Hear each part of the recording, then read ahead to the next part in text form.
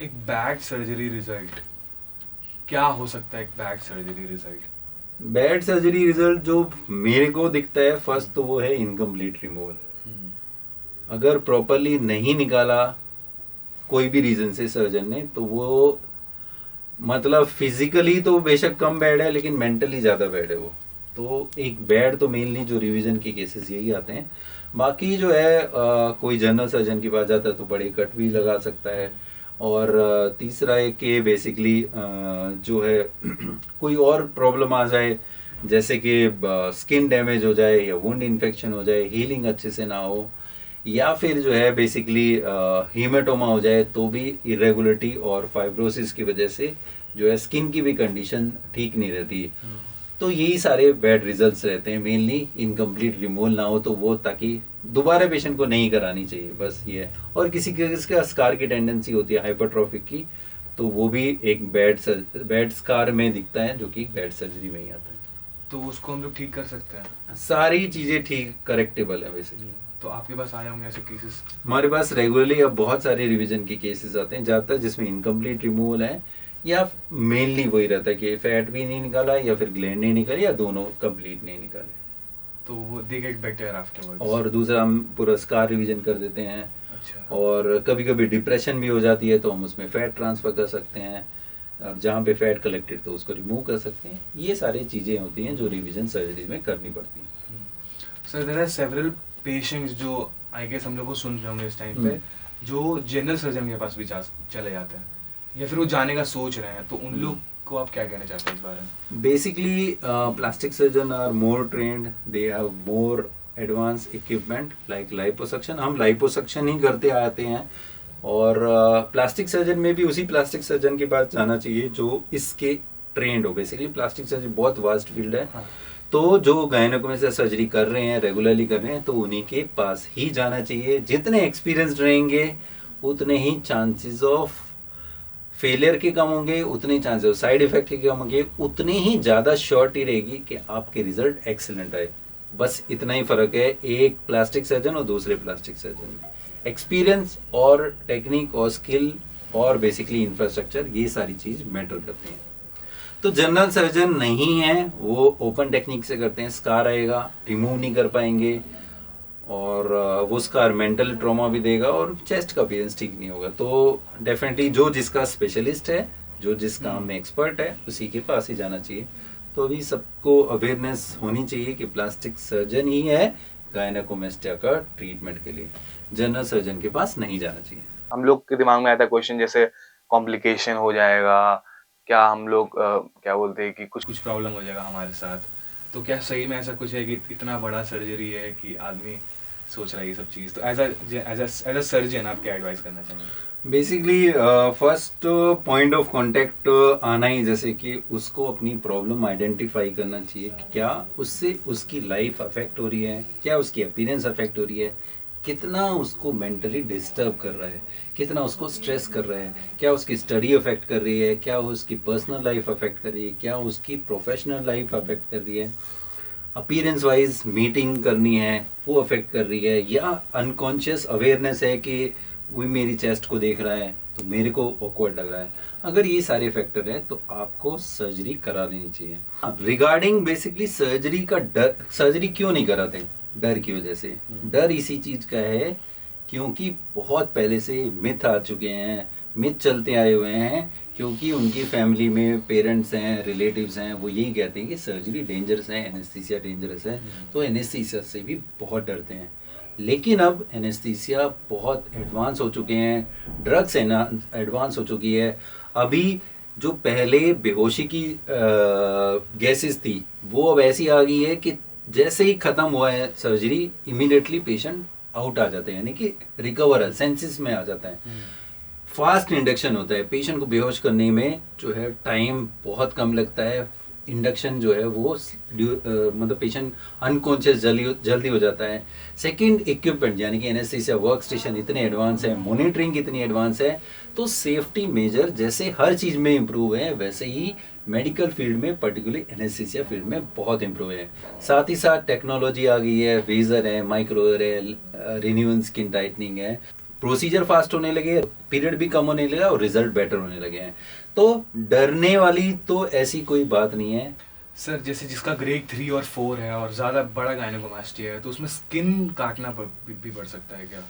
Usually skin काटने की दिक्कत नहीं काटते हैं, क्योंकि जो है बेसिकली हम टाइम देते हैं नॉर्मल स्किन को रिट्रैक्ट होने का।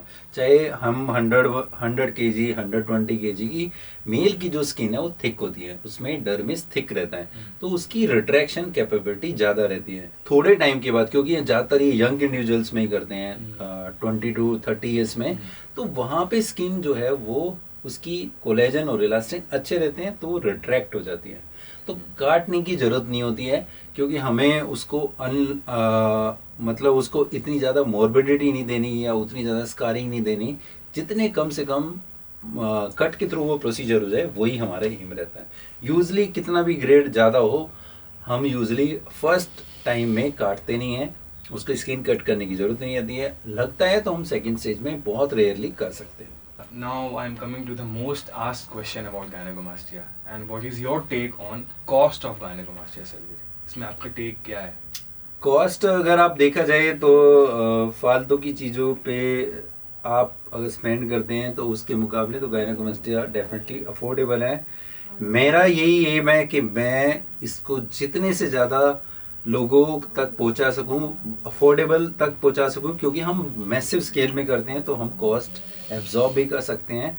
तो हमने इसका कॉस्ट अफोर्डेबल रेंज में रखा है। अगर आप बाहर के फॉरेन कंट्रीज में कंपेयर करें तो बहुत ज़्यादा है, उसके हिसाब से यहाँ पे पीनट्स हैं ये सर्जरी की कॉस्ट, और सर्जन बहुत स्किल है यहाँ पे और आपको फैसिलिटी भी अच्छी मिलती है। तो कॉस्ट जो है बेसिकली अभी जो है फ़िलहाल वो हम 55,000 से स्टार्ट करते हैं, and it can goes up to around 1,50,000 depending on severity of the gynaecomastia. Usually around 70 to 75,000 इसका कॉस्ट आता है, जो मैं नहीं समझता है। जब आईफोन पे आप 1.5 लाख रुपए खर्च देते हो तो अपने गायनेकोमास्टिया पे उसका आधा तो खर्च कर सकते हैं। हाँ, और उसका रीज़न भी तो है ना सर, जितना आईफोन से तो ज़्यादा ही चलेगी आपकी लाइफ। आईफोन भी काफ़ी चलता है, लेकिन उससे ज़्यादा चलेगी, ये मैं आपको गारंटी देता हूँ। वही है। एक और इम्पोर्टेंट क्वेश्चन है सर, जैसे पेशेंट के दिमाग में क्वेश्चन आता है कि हॉस्पिटल में सर्जरी करना है फिर क्लिनिक में सर्जरी करना, तो इसमें कोई डिफरेंस भी है, फिर दोनों सेम है या फिर क्या बेहतर है क्या नहीं, बेसिकली हमारे सारे सेंटर जो हैं गवर्नमेंट अप्रूव्ड हैं, और बेसिकली अगर ज़रूरत पड़ती है तो हम नाइट में स्टे कर सकते हैं। गायनेकोमास्टिया में यूजुअली ऐसा कुछ लाइफ थ्रेटनिंग कॉम्प्लिकेशन नहीं होती। कॉर्पोरेट हॉस्पिटल में जाएंगे तो आपकी कॉस्ट ऑलमोस्ट 5 टाइम्स बढ़ जाएगी वही सर्जरी की कॉस्ट। तो क्लिनिक में रहता है यूजुअली ये डे केयर है, कॉस्मेटिक सर्जरी प्रोसीजर है, इलेक्टिव प्रोसीजर्स हैं, सारी चीज़ें आपकी टेस्ट होती हैं। पहले आपके सारे के सारे टेस्ट होते हैं, एनेस्थीसिया इवैल्यूएशन होता है, फिजिशियन इवैल्यूएशन होता है, फिर उसी के बाद ही आपकी सर्जरी की जाती है, ताकि जो है सेफ्टी रहे और कोई इस तरह की इमरजेंसी कॉम्प्लिकेशंस नहीं हो।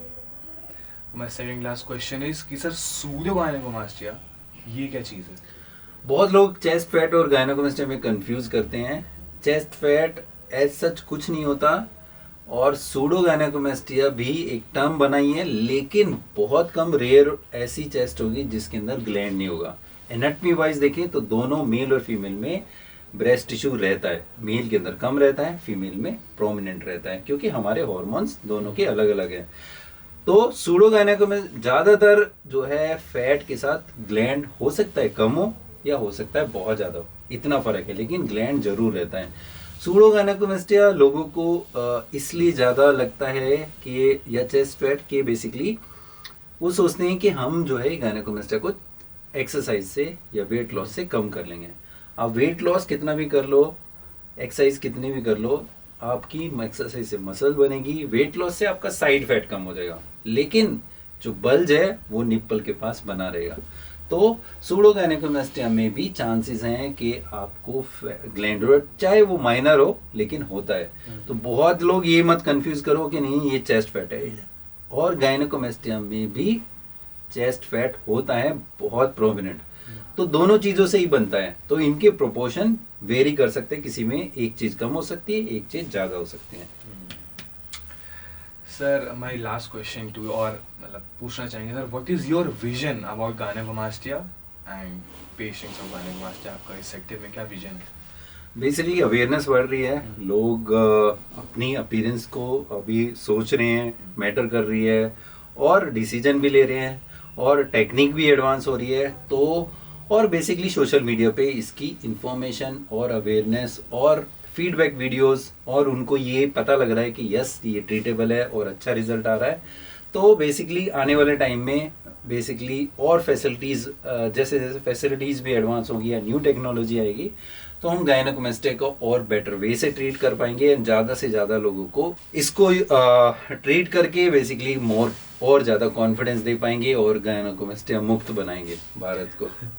Thank you for joining me for this interview, sir. It was a great time having you here and talking to you. हमारे I guess मेरे सारे questions clear हो चुके हैं as a patient.